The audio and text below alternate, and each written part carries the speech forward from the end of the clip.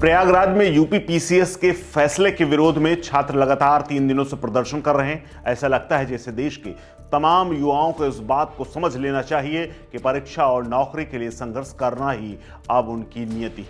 ये तमाम तस्वीरें सोशल मीडिया पर तैर रही, क्योंकि अपने हक में लड़ोगे तो मुकदमे मिलेंगी, पुलिस की लाठी मिलेगी, परिवार को वकील और फिर जाकर तुम्हें जमानत मिलेगी, लेकिन नौकरी मिलेगी या तो नहीं, ये हुक्मरान और ऐसे शासनिक अधिकारी जाने। जी हां, दरअसल यूपी लोक सेवा आयोग के बाहर बैठे हुए तमाम छात्रों के प्रोटेस्ट के दौरान जिस तरह से सरकारी बैरियर और नामी कोचिंग के बैरिकेड और एक होल्डिंग फाड़ने का आरोप लगा है, जिसके बाद 12 लोगों पर एफआईआर दर्ज हुई है, 10 अज्ञात में 2 नामजद। और इन सब के बीच में जिस तरह से छात्रों को उठाकर थाने में बैठाला गया है, उससे चंद्रशेखर आजाद बेहद खफा हैं। दरअसल बीते 3 दिनों से छात्रों ने पूरी रात जागकर और दिन में आयोग के बाहर डेरा डाल रखा है, और फिर भी इसके बाद आयोग की तरफ से कोई जवाब नहीं आया, और इसीलिए नगीना के सांसद छात्रों के साथ खड़े हो गए हैं। बीते 48 घंटे से आयोग के बाहर डटे प्रतियोगी छात्रों का कहना है कि 2 दिन परीक्षा की प्रणाली से उनके साथ अन्याय होगा और नॉर्मलाइजेशन भी गलत है। छात्रों का प्रदर्शन लगातार जारी है और इसी के विरोध में नगीना सांसद चंद्रशेखर आजाद ने सरकार से सवाल किया है कि 2 दिवसीय परीक्षा की जरूरत क्या है। प्रतियोगी छात्र परीक्षा में अगर नॉर्मलाइजेशन की प्रक्रिया का विरोध कर रहे हैं तो ऐसा सरकार उनकी मांग क्यों नहीं मांग ले रही है।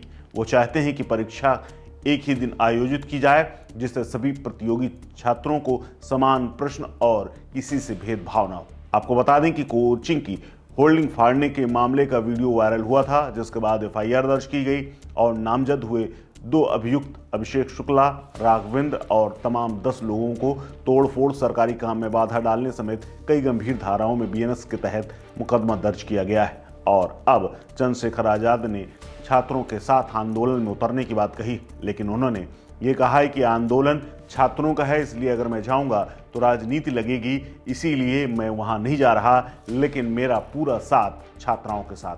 क्या कुछ कहा है चंद्रशेखर आजाद ने, सुनिए। यूपीएससी एग्जाम को लेकर के जिस तरीके से धरने पर बैठे लाठीचार्ज हुआ है, ये बहुत महत्वपूर्ण है।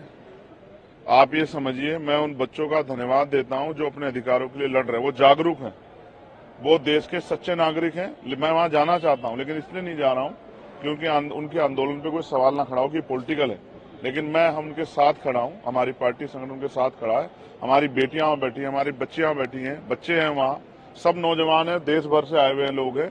इसलिए बैठे हैं कि उन्होंने बिल्कुल सही कहा कि 1 नेशन 1 इलेक्शन की बात करने वाली सरकार 1 डे 1 शिफ्ट में एग्जाम क्यों नहीं करा सकती है। 41 सेंटर पे आप करा रहे हो, बाकी 34 सेंटर पे आपको उम्मीद है कि पेपर लीक हो जाएगा। पुलिस की भर्ती का पेपर लीक हुआ, दरोगा की हुआ, पटवारी का हुआ, कोई ऐसी भर्ती इसका पेपर लीक नहीं हुआ। अब तो हाई स्कूल, इंटर, ग्रेजुएशन के पेपर लीक होने लगे हैं। और मैं फिर कह रहा हूं, नारा बोलचा दिया उन्होंने मुख्यमंत्री जी के लिए कि अगर पेपर बटेंगे, एक की जगह 2 पेपर होंगे तो नंबर कटेंगे, और फिर कहीं ना कहीं धांधली होगी। धांधली को रोकना है, पारदर्शिता के साथ एग्जाम कराना है, तो बच्चों की मांग को मानना पड़ेगा। 3 दिन से बच्चे वहां हैं, 2 रात हो गई बेटियों को बैठे हुए। बेटियों का पूजन करने वाली सरकार को क्या हो गया है? बिल्कुल ही संवेदनशीलता बिल्कुल ही खत्म हो गई है। तो मुख्यमंत्री जी तानाशाही ना करें, उनकी मांग माने, और हम और हमारी पार्टी उन बच्चों के साथ खड़े हैं। अगर मजबूरी ना होती कि उनके आंदोलन पे कोई सवाल खड़ा हो तो मैं उनके बीच जाके वहीं बैठता, सड़क पे। इस खबर में फिलहाल इतना ही। अपडेट्स के लिए बने रहिए वन इंडिया हिंदी के साथ। नमस्कार।